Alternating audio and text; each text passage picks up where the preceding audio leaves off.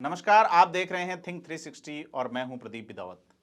आज के खास कार्यक्रम धारा प्रवाह में हमारे साथ श्रीपाल सक्तावत जी हैं और हम बात करेंगे राजस्थान में लगातार बहुत तेजी से बदलती राजनीतिक परिस्थितियों की।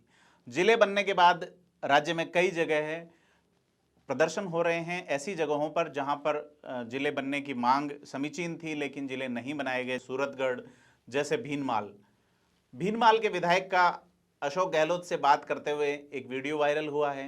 उसके अलावा अशोक गहलोत के खास सिपह सालार लोकेश शर्मा दिल्ली के चक्कर काट रहे हैं। 10 घंटे की पूछताछ हुई है। इन तमाम पहलुओं पे हम बात करेंगे श्रीपाल जी से। सर, बहुत बहुत स्वागत आपका।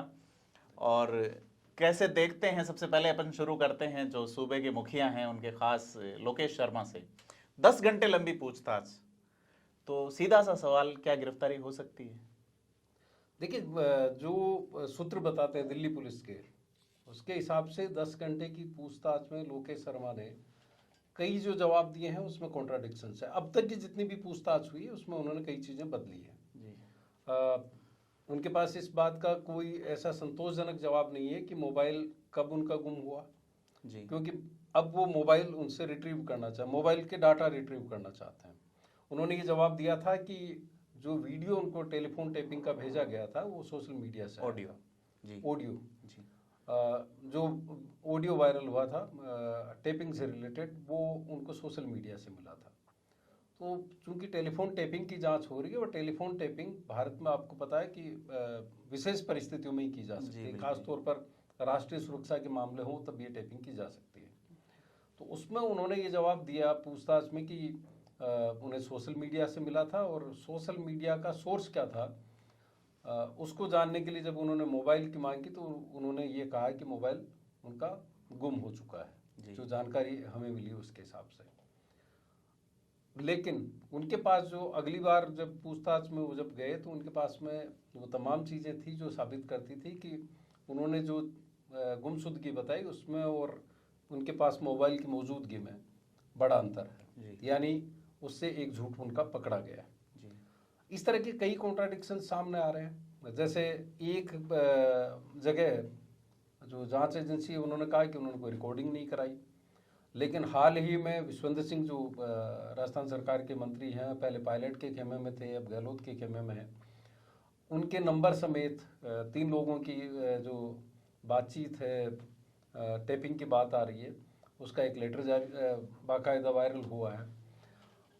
कोर्ट में जो जवाब दिया गया है एसओजी के एक जांच अधिकारी की तरफ से, वो भी बड़ा चर्चा में है, जिसमें ये कहा गया है कि हाँ टेलीफोन टेपिंग हुई थी जी।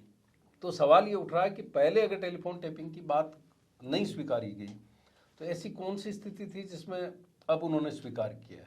तो बार बार झूठ बोलने की वजह क्या है जी? और अब दिल्ली पुलिस की जो पूछताछ है, 10 घंटे तक इस व्यक्ति से पूछताछ होना, वो जब जाते हैं तो जोश से भरे हुए होते हैं, वापस आते हैं तो बिल्कुल डिमोरलाइज्ड होते हैं, बिल्कुल उनको लगता है कि चीज़ें अब उनके हिसाब से नहीं है, जांच उनके खिलाफ जा रही है। और लोकेश शर्मा तक बात नहीं है जी। लोकेश शर्मा का सच सामने आने के बाद जी सरकार के खिलाफ जाएगा कि जांच किसके कहने पे हुई, क्यों की गई जी, क्या वो लीगल थी या इलीगल थी जी। क्योंकि जो खुफिया जानकारी है, दिल्ली तक जो जानकारी पहुंची गई है, उसके मुताबिक जांच ये जो टेलीफोन टेपिंग है ये इलीगल तरीके से की गई, जो उनके पास जानकारी है। ये भी जानकारी उनके पास पहुंची है कि एक पैरेलल सर्वर के जरिए ये टेपिंग की गई, उसको लीगल शेप देने की कोशिश की गई। लीगल शेप देने में इतने घालमेल हुए हैं कि अब आगे जाकर के दिक्कत है। भारत में, मैं आपको बता दूं, भारत में ही नहीं पूरी दुनिया में 2 व्यक्ति भी आपस में बात करते हैं तो वो टैप नहीं कर सकते लीगली, क्योंकि अगर आप किसी कंपनी से बात करते हैं तो उसमें वो पहले इंटीमेट करते हैं कि प्रशिक्षण और गुणवत्ता के लिए हम आपका फोन रिकॉर्ड कर सकते हैं किसी टेक्निकल जरूरत पे। तो गोपनीय बात अधिनियम है 1925 का, तब से टेलीग्राम पत्र तक पे रोक रही है कि आप दूसरों के पत्र नहीं पढ़ सकते, मैसेज नहीं पढ़ सकते। जो मुख्यमंत्री थे रामकृष्ण हेगड़े, उनको बाकायदा पद छोड़ना पड़ा इसकी वजह से। अमेरिका में उनका राजनीतिक पतन हुआ वाटरगेट कांड हुआ, निक्सन को उसके बाद में चंद्रशेखर ने मुद्दा उठाया, सरकार कांग्रेस के वक्त में किस किस की टेपिंग हुई, वीपी सिंह के ज़माने में, तो 76 लोगों की टेपिंग का मामला सामने आया। तो अगर ये टेपिंग की बात, जो सूचनाएं अलग अलग एजेंसीज के जरिए पहुंची है और दिल्ली पुलिस अब उनको इन्वेस्टिगेट कर रही है, वो अगर सही साबित हो गई तो गहलोत ने जो कुछ कमाया इतने राजनीतिक जीवन में, वो उसमें दिक्कत हो सकती है। सर, टेपिंग एक बड़ा मुद्दा है इंटरनेशनली। मैं आपको बताऊं, 1990 के दशक की बात है। किसी व्यक्ति ने, जो तत्कालीन प्रिंस ऑफ वेल्स थे, जो अभी किंग है ब्रिटेन के, उनका और उनकी पत्नी, जो अभी उनकी पत्नी है कैमिला पार्कर बोल्स, वो जब आपस में उनके इंटीमेट रिलेशनशिप की बात उसने बिना जानकारी टैप कर ली, और उसका दुष्प्रभाव ये हुआ कि जब ये मीडिया में छपी तो डायना और प्रिंस का तलाक हो गया। तो ये टेपिंग एक परिवार को तबाह कर सकती है और सरकारें भी तबाह हुई हैं। राजस्थान में इशारा किस ओर है, इस पे सर ने विस्तार से बताया। सर, मतलब ये नियम और शर्तें लागू है जी, नियम और शर्तें इस सेंस में कि जो सूचनाएं पहुंची है जी, अगर वो सही साबित होती है तो, हाँ जी, लेकिन वो सही साबित होती नजर आ रही है। ये भी बात है कि कॉन्ट्राडिक्टरी जो जवाब जा रहे हैं जी, आप ये कह करके बरी नहीं हो सकते कि मेरे पास जानकारी है और मैं नहीं दूंगा। हाँ, एक पत्रकार जबकि आप सरकार से पैसा ले रहे हैं, पैसा ले रहे हैं, वो आप एक जिम्मेदार पद पर एम्प्लॉई हैं आप। और दूसरी बात, उनको वायरल करने का हक नहीं था। अगर उनके पास जानकारी आई थी तो कानूनी तौर पर उन्हें पुलिस को, जांच एजेंसी को ये देनी चाहिए थी। जी बिल्कुल। हर व्यक्ति, अकेले लोकेश शर्मा या मुख्यमंत्री नहीं, हर वो व्यक्ति इसके लिए बाउंड है जिसके पास में इस तरह की जानकारी आती है, और वो जांच एजेंसी को वो उपलब्ध कराएगा, पुलिस को उपलब्ध कराएगा, ताकि इन्वेस्टिगेट किया जा सके मामला। 3 जगह जवाब पेश हुए हैं अलग अलग। लोकेश शर्मा अपना जवाब दिल्ली पुलिस को दे रहे हैं, उसके अलावा राजस्थान सरकार की ओर से शांति धारीवाल ने सदन में जवाब पेश किया टेपिंग को लेके, और राजस्थान सरकार ने कोर्ट में भी जवाब दिया है। राजस्थान सरकार का जो एसओजी है, और जो जांच उसके एजेंसी, अलावा एक पत्र भी वायरल हुआ है। तो अब इन 4 जो कोने हैं उसमें लोकेश शर्मा, जिनमें एक बात साबित हो चुकी है कि टेलीफोन टैपिंग हुई है, जी। ये बात स्पष्ट हो चुकी है। जी बिल्कुल, वो लीगल हुई या इलीगल हुई, ये तय होना देखने वाली बात है। अगर पैरेलल सर्वर कर एक स्टेब्लिश करके अगर ये टैपिंग हुई है तो ये अपने आप में बहुत गंभीर मामला है जी, क्योंकि इसका मतलब आपकी जांच एजेंसीज उसमें शामिल नहीं थी, जी। या जांच एजेंसीज ने की और लीगल तरीके से नहीं की तो और भी गंभीर मामला फिर है। तो सर, जैसे गहलोत आरोप लगाते हैं केंद्र सरकार पे फांसीवाद का, जो अभी तक साबित वो नहीं कर पाए हैं, लेकिन यहाँ तो फिर ये पेगासस से बड़ा मामला है।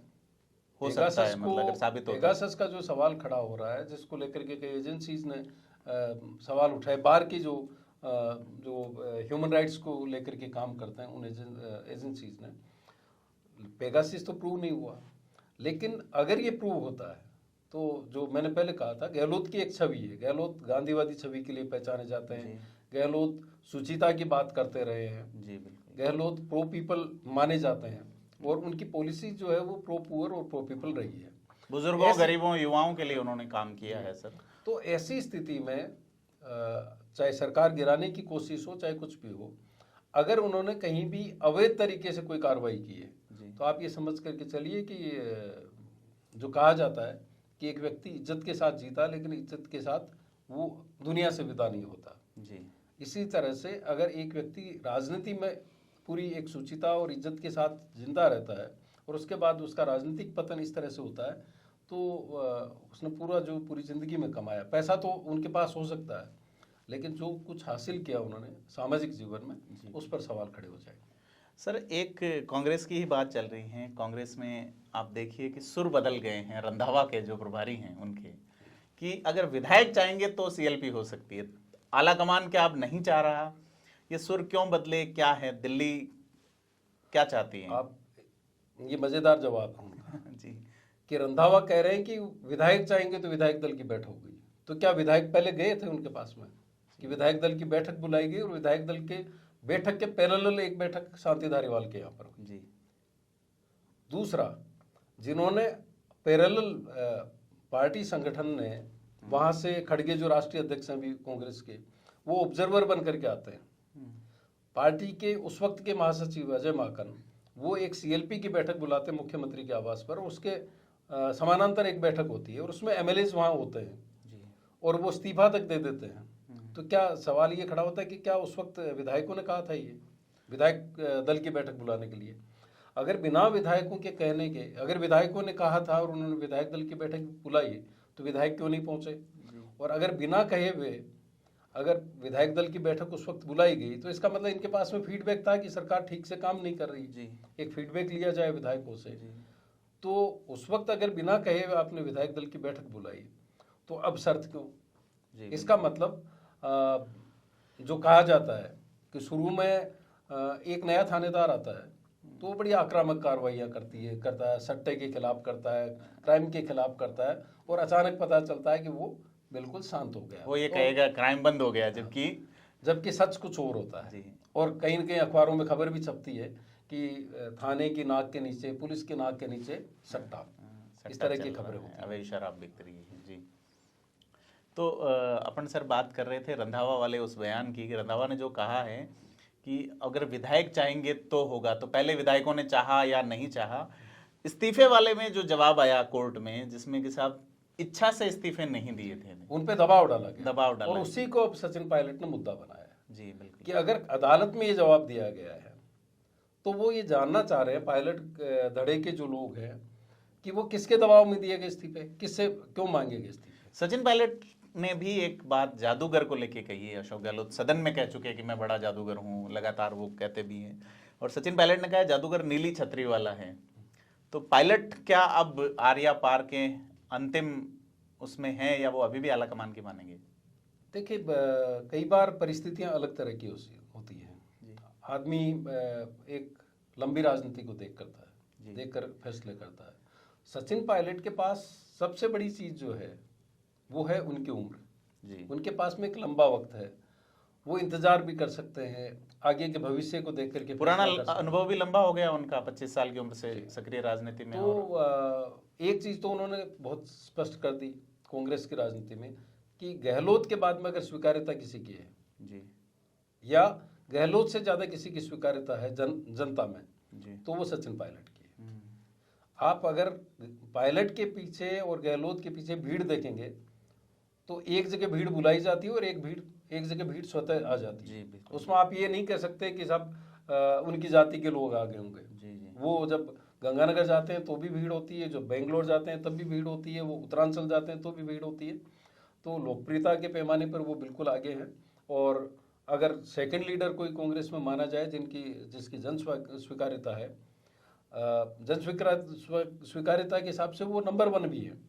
लेकिन अगर फ्यूचर लीडरशिप को देख के चलें तो सचिन पायलट कांग्रेस के लिहाज से एक एसेट है, जो खुद राहुल गांधी कहते हैं। लेकिन क्या वो सब्र इतना कर पाते हैं? उनके समर्थकों का क्या किस तरह का दबाव होगा? क्योंकि इससे एक चीज़ तो साफ हो रही है धीरे धीरे कि अगर एक नया महासचिव आता है, वो पार्टी संगठन की कमान संभालता, आते ही एग्रेसिवली वो काम करता है थानेदार वाले अंदाज में, और अचानक उसको लगता है कि विधायक चाहेंगे तो विधायक दल की बैठक होगी, तो इसका मतलब हाईकमान कहीं ना कहीं अब गहलोत के खेमे में खड़ा दिखता है। कई बार ये भी लगता है कि कहीं ऐसा नहीं है कि कांग्रेस में जो पायलट का बढ़ता हुआ कद दिखता है, अगर आज पायलट मुख्यमंत्री बन जाता है तो उनकी उम्र के जितने भी कांग्रेस में नेता हैं दिल्ली में बैठे हुए, जी, उनमें एक बेचैनी पैदा होती है, क्योंकि एक सीनियरिटी इनके पास हो जाती है। अब पायलट के उम्र के लोगों में ज्योतिरादित्य सिंधिया या नहीं है, आरपीएन सिंह चले गए, कई ऐसे नेता हैं जो बीजेपी में जा चुके हैं। जी। तो जो भी दीपेंद्र हुड्डा हो या रणदीप सुरजेवाला हो या जितने भी लोग हो, उनको लगता है कि पायलट का एक कद बड़ा हो सकता है, वो एक ऊंचे पायदान पर होंगे। इसी तरह से जो बुजुर्ग पीढ़ी है उसकी अपनी बेचैनी हो सकती है। तो हो सकता है उन्होंने हाईकमान को ये कन्विंस कर दिया हो कि इस चुनाव तक गहलोत को आगे लिया जाए, लेकिन किसी न किसी तरह से पायलट को साथ करके रखा जाए।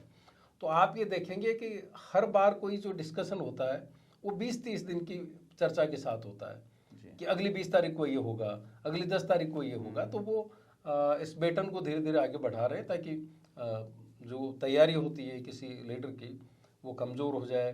अगर वो पार्टी बदलने की बात कर रहे हैं तो वो रुके रहें। तो कांग्रेस अपने हिसाब से, कांग्रेस हाईकमान अपने हिसाब से चल रहा है, गहलोत अपने हिसाब से चालें चल रहा है, और उन सब चालों के बीच में पायलट क्या निर्णय लेते हैं ये देखने वाली बात। सर, एक विधायक हैं जिनका हम आपको वीडियो दिखा रहे हैं, ये वीडियो आप देखिए। जिला नहीं बनाते ना, पहले तो जिला बनाओ नंबर 1। हम आपका समर्थन करेंगे पूरा फिल्म। पहले किया हमने तो आपने सारे काम किए, कम से कम हमारा। ये पूराराम चौधरी हैं, भीनमाल के विधायक हैं। जब भी तोड़ फोड़ की बात आती है, चाहे वो भैरव सिंह जी के टाइम में हो, तो कोरम ये पूरा करते हैं।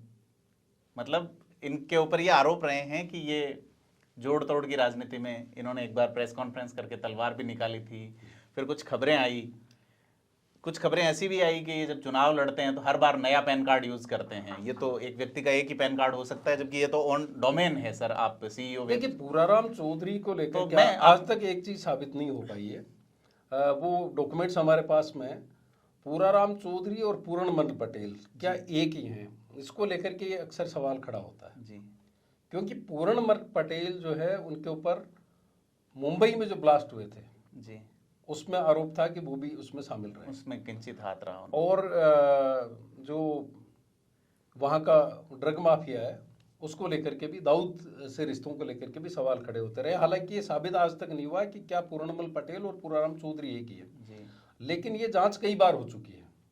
मुंबई पुलिस के पास में कोई शिकायत जाती है या मुंबई पुलिस जालोर पुलिस को भेजता है, जालोर का जो डिस्ट्रिक्ट एडमिनिस्ट्रेशन है वो उसकी जांच करता है। ये आज तक साबित नहीं हुआ, लेकिन उनके ऊपर ये अक्सर जो है ये एक सवाल खड़ा होता रहता है। सर, ये जो वीडियो अपन ने देखा, इस वीडियो में वो ये कह रहे हैं अशोक गहलोत से कि भीनमाल को जिला बनाइए। इससे पहले उन्होंने सदन में कहा कि हमें सांचौर में मत शामिल करिए, और एक पूरे इलाके पे उन्होंने ये आरोप लगाया कि वो स्मैकचियों का इलाका है, जबकि अपराधी में सभी लोग नहीं होते किसी क्षेत्र विशेष पे इस तरह का आरोप। और दूसरा उन्होंने कहा कि हमें सांचौर मत भेजना, हम अगर बाइक लेके गए तो आरसी ही वापस आएगी। तो इस तरह की मतलब चोरी हो जाएगी। हाँ, इस तरह की छवि गढ़ने की उन्होंने कोशिश की है। भीनमाल जिला बनाने को लेके पहले कुछ ऑडियो भी वायरल हुए, जब इनके कार्यकर्ताओं ने किए, उन्होंने फोन किया कि सुखराम बिश्नोई सांचौर को जिला बनवा रहे हैं, आप भीनमाल को बनवाइए। तो उन्होंने इस तरह की बातें कही कि सांचौर तो राजधानी बनने वाला है, ये नहीं होगा, वो नहीं होगा।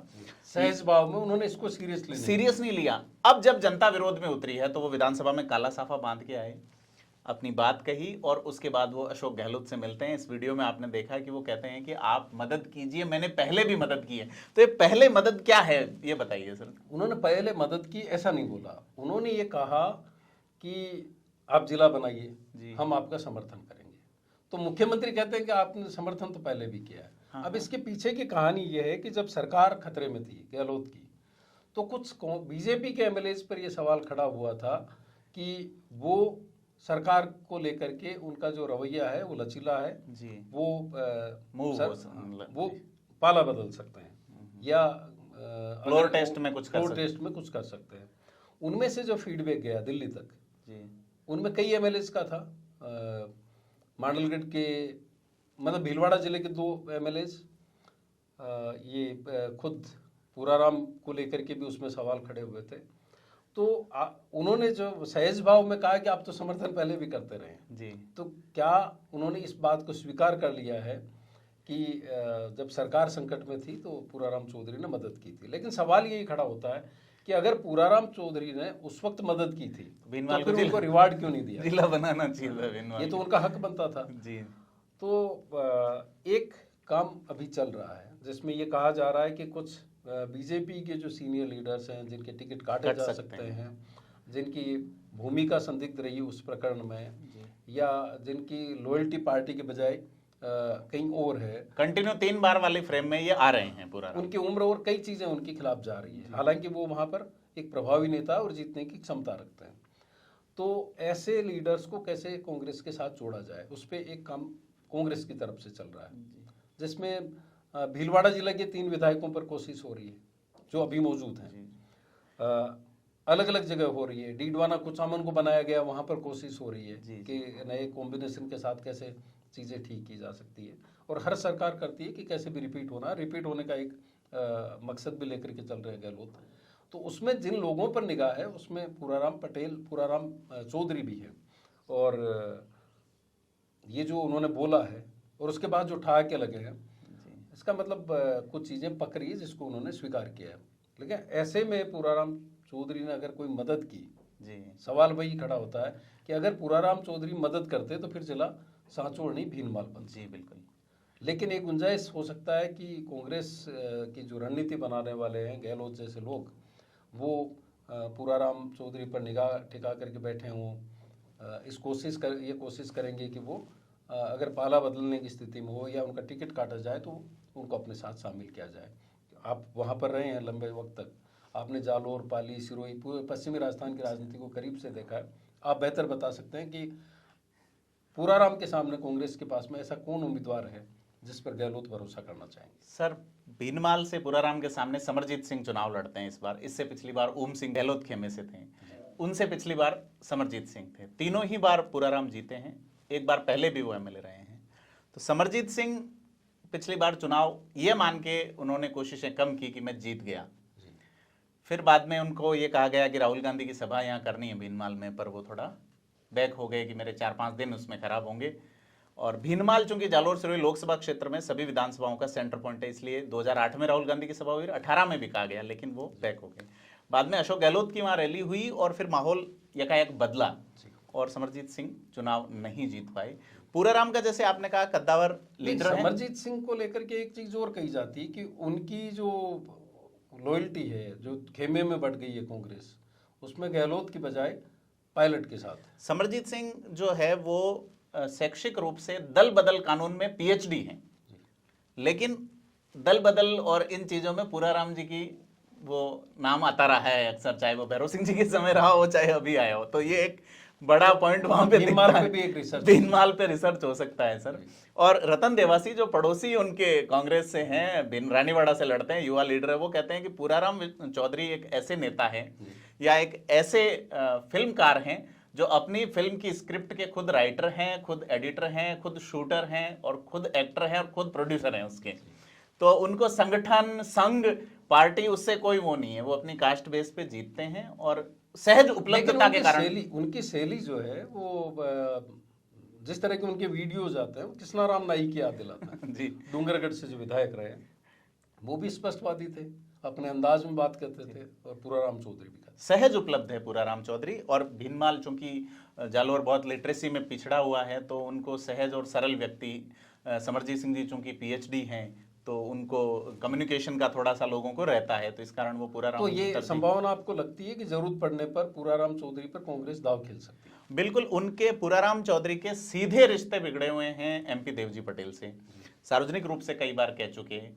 उनके पुत्र ने भी जब इलेक्शन टाइम में साफ तौर पे कहा था कि हम देवजी पटेल को सपोर्ट नहीं करेंगे, और इस तरह की बातें आई थी।